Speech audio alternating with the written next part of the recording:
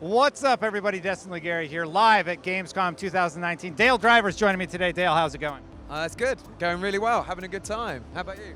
It's going really well because we got to play Need for Speed Heat. Or is it going well? What did you think of the game? I thought it was fun. Like most Need for Speed games, they're technically proficient. They're fun.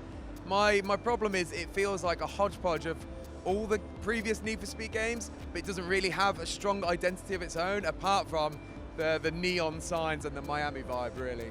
Yeah, I like the vibe a lot. Let's start talking about the night mission.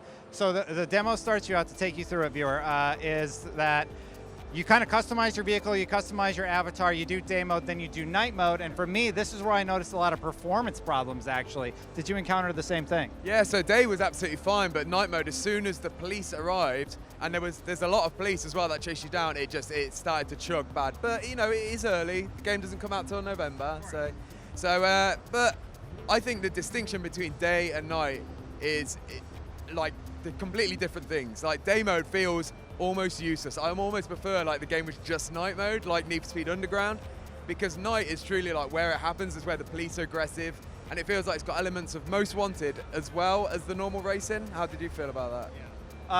So I also noticed performance problems during night mode. So I just want to call that out. 2 separate demos, 2 performance issues during night. There's just so much going on. It's hard for the console to handle it. Day mode, I actually like day mode. It's clearer visibly. You can see more things. Yeah. But yeah, I don't really understand the rep that I'm gaming for, but I think that's part of the enclosed environment of these gameplay demos that they create specifically for Gamescom. So I'm still interested to check it out, earn my cash, upgrade my car, because they give you a decked out Mercedes-Benz, right?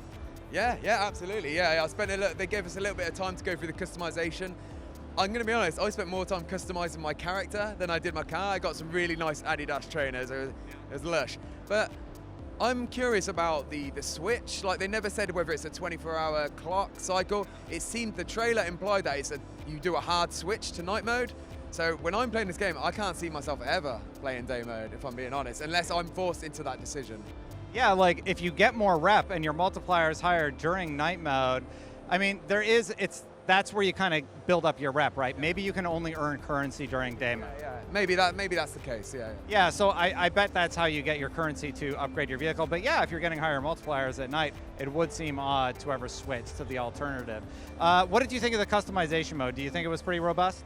It seemed okay. It seemed definitely better than Payback's one, which was, quite frankly, a mess, really. I think it was quite limited in the demo. What you could really do is mainly visual stuff.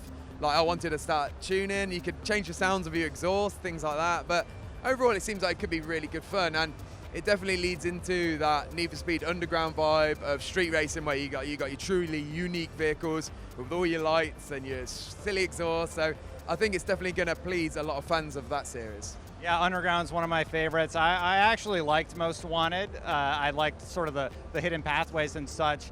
This one, I don't know. Time's going to have to tell for me. I'm not really sold on it right now. I don't understand how it is really an evolution. It feels like sort of more of the same, but just with a new coat of paint on it. Well, for me, it feels like, I use this in a written piece as well, it feels like a best of album, like all elements of Need for Speed from the past, but no standout single.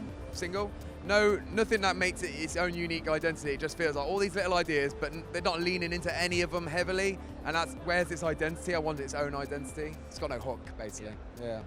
I mean, that's our thoughts on Need for Speed Heat. What do you guys think thus far? Let us know in the comments below. And for more on all things gaming, keep it right here with IGN at Gamescom 2019.